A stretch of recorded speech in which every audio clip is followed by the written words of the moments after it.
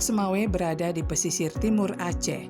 Lokasinya di antara kota Banda Aceh dan kota Medan. Secara geografi, Loksemawe berbatasan dengan Selat Malaka pada bagian utara.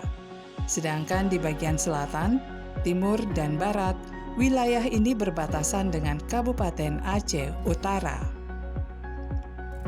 Luas kota Loksemawe adalah 181,06 km persegi, dengan jumlah penduduk kota Loksemawe sebanyak 197.340 jiwa.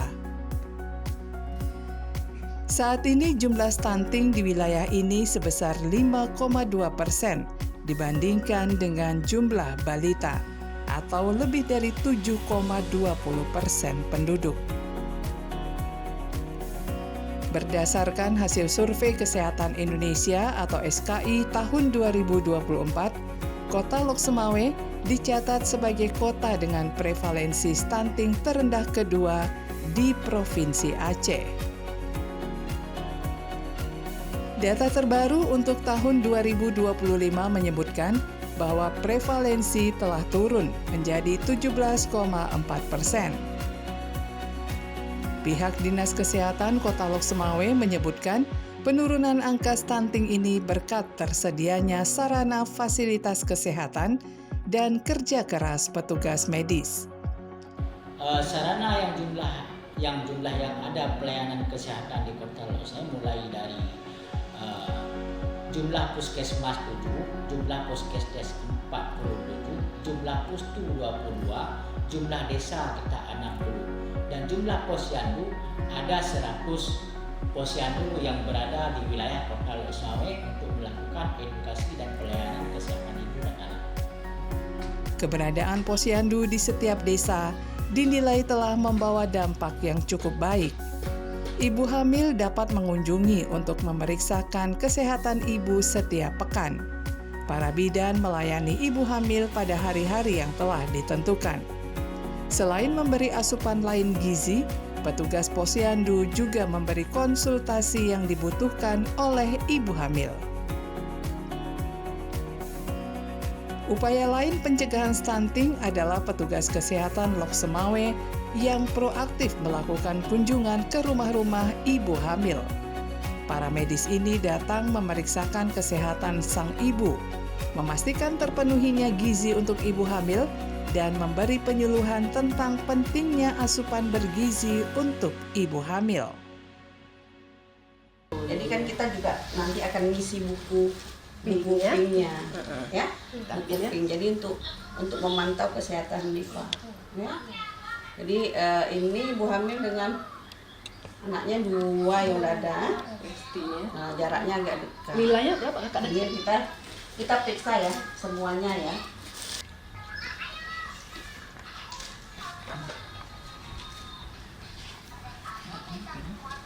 22,5 ya? 22,5. Oke. Ini kan kurang. Ya seharusnya dia di atas 23 bagusnya. 23,5 ya? Bagusnya di atas 23,5. Jadi ini Nifa harus banyak makan makanan bergizi. Karena ini bisa mempengaruhi pertumbuhan janin. Karena kalau mamanya kurang gizi, kayak mana bisa tersalurkan gizi ke bayinya. Sedangkan mamanya kurang, ya. Jadi ini yang paling utama, perbanyak makan dan banyak minum, istirahat yang cukup, ya. Ini jangan lupa zat besinya. Tablet tambah darahnya. Jangan stunting. Ya. Jadi kalau tablet tambah darahnya untuk saat ini kan bisa jadi karena di awal kehamilan masih baru, di awal trimester 1 kan nanti agak terasa mual. Nanti bantu dengan air yang agak asam atau agak asam dikit, ya, untuk biar zat besinya itu cepat larut.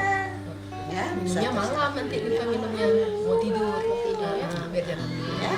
Dan nanti jangan lupa datang ke posyandu boleh, di praktek boleh, di puskesmas boleh, ya. Jadi asam folatnya juga jangan lupa. Asam folat itu untuk perkembangan janin, ya, untuk meminimalisir terjadinya kelainan pada dental pada bayi. Ya. Perbanyak makan ikan, perbanyak makan telur, ya, daging, tahu, tempe itu harus banyak makan ya.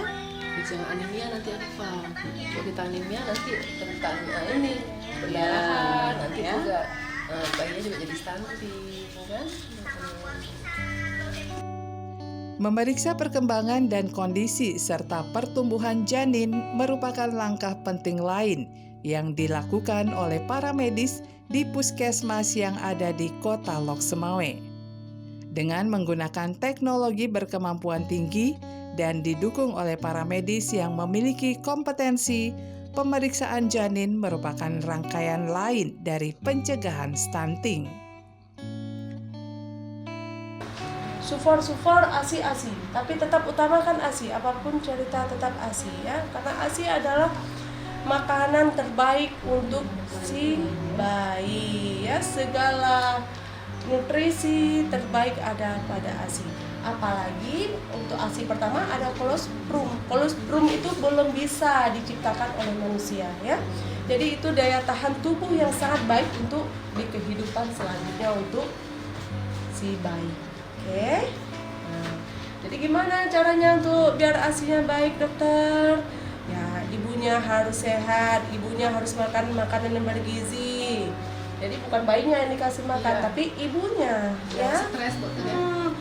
Skis, jadi bilang suami, ayah harus baik-baik nih sama bunda. Nah, gitu ya. Itu juga skis. Jadi dorongan dari orang-orang terkasih itu sangat penting untuk si ibu, ya. Kemudian stres itu paling tidak bisa ya, itu juga bisa mempengaruhi ASI ya.